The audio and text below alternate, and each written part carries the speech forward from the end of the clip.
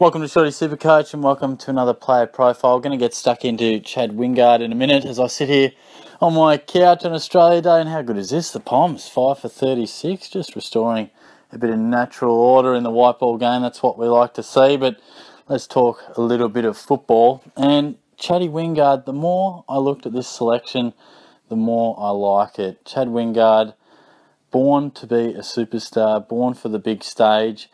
Yet that hasn't necessarily transferred into this type of scoring we may have predicted. 511k will be paying for him, and I think with the amount of talent, the amount of X factor, the big game performer that the Chad is, I sometimes feel as if we would have seen either more consistent or 1 year that was bigger than the rest, you know, a 3-figure average. But I'll roll through his averages as his career's gone on. 2012, working to the present, 51.7.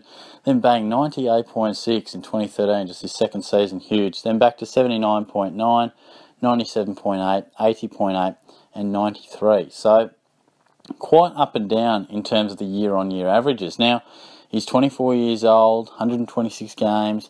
Port Adelaide, a good side, vying for top 4 once more. They'll be really looking to take their game to the next level as a club, and Wingard will be a big part of that. And I just feel as if we will see more and more of him through the midfield, and that's what I really like, on top of the fact that he can kick a goal and is just a big game and a big moment player, the sort of type of player that Port Adelaide will be looking for even more as the years go on to step up when the moment demands it. Now, 511,000, not only is that quite a reasonable price tag to pay, but when I look through the forward line, there aren't a stack of options that just scream pick me. I mean, it's not really filling me with a great deal of confidence. Of course, we've got Heaney, but I mean, at the moment, you probably would have seen my video the other day. I mean, I've got Dalhouse in there, taking a look at Petrarca and De Goey, and, you know, De Goey and Petrarca are similar sort of guys, you know, very talented players, top-end picks that I think we one day expect to be jets of the SuperCoach game.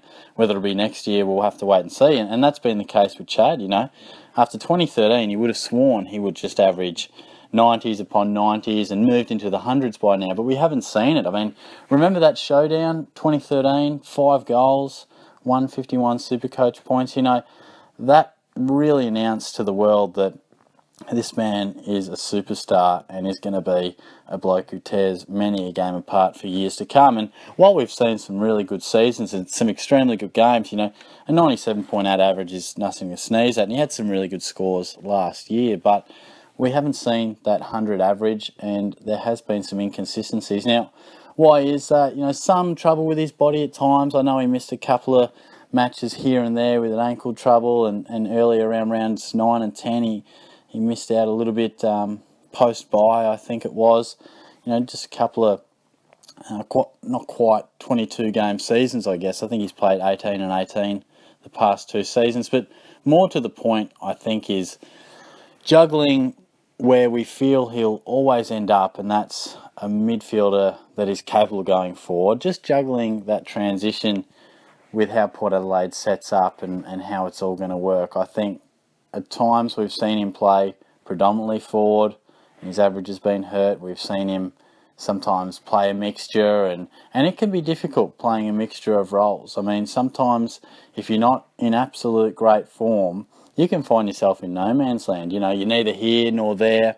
You know, when you're forward, the team's not getting to you. Yet we're in the midfield, you know, we're getting smashed. I mean, at times I feel as if it just hasn't all clicked for him. While he's had the odd good game, just that juggling of positions and where he lines up, and he has been forward and midfield and rotating, I just don't think he's found consistency as that type of player.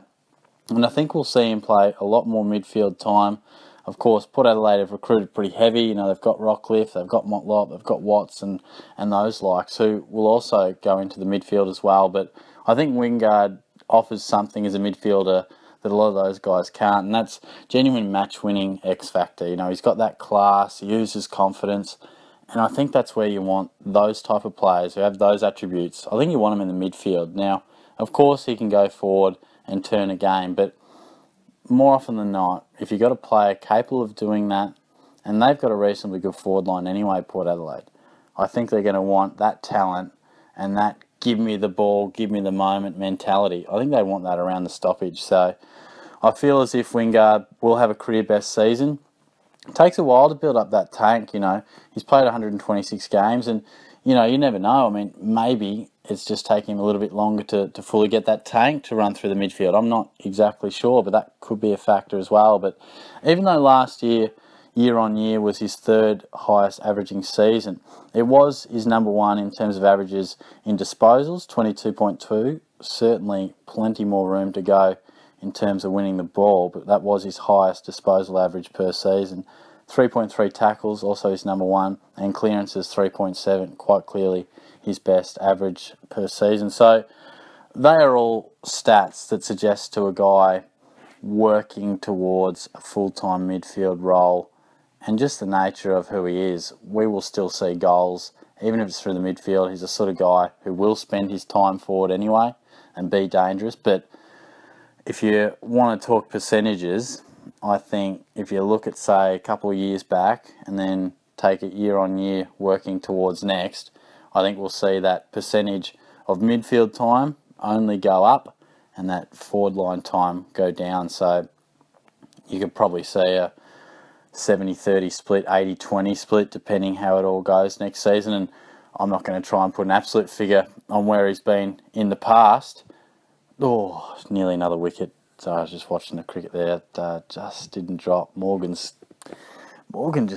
has nearly edged himself out a number of times. But anyway, back to Wingard. I just think he is working towards that midfield role, and I feel everyone believes he's destined for it and will put together an unbelievable season. I mean, I don't want to compare him to Dusty Martin, but he does have those qualities where they've got that touch of confidence about him, and opposition supporters don't love him because he is brash and confident and got the skills, got the talent, yet we haven't seen it consistently enough. Now, of course, Martin's numbers were much better than Wingard's at this point in time, but I do feel along the same train of thought that Wingard has the ability to, when it does click in one season, it's going to be extremely good and we want to be on board. So the fact that we can get him as a forward, it's a no-brainer for me. If he can get through the pre-season injury-free and we can see him playing enough midfield time, that's all I need to see. As long as I see him lining up at enough stoppages, I think that's really going to be enough to sell me on Chad. So let me know your thoughts in regards to that and how you're looking at setting your forward line up. At the moment, it's not looking too easy. I mean, always as the pre-season goes on, a few more guys really show their cards and we get a few options, and sometimes that can help, but sometimes it doesn't always happen. Sometimes guys don't pop up and shout out, you know, pick me, I've had a great pre-season. And at this point in time, we look a little bit light on in the forward line, which really does make Chad Wingard even more appealing just with his huge ceiling. So definitely one to consider. But let me know your thoughts, give the video a like, comment away, and of course, as I mentioned in the Brayshaw, he's just edged one over off stump there and it's run away for 4. Unbelievable. Oh no, he saved it. But anyway, I should really get back to watching the cricket here. But anyway, subscribe away, guys, and I'll talk to you soon. Cheers.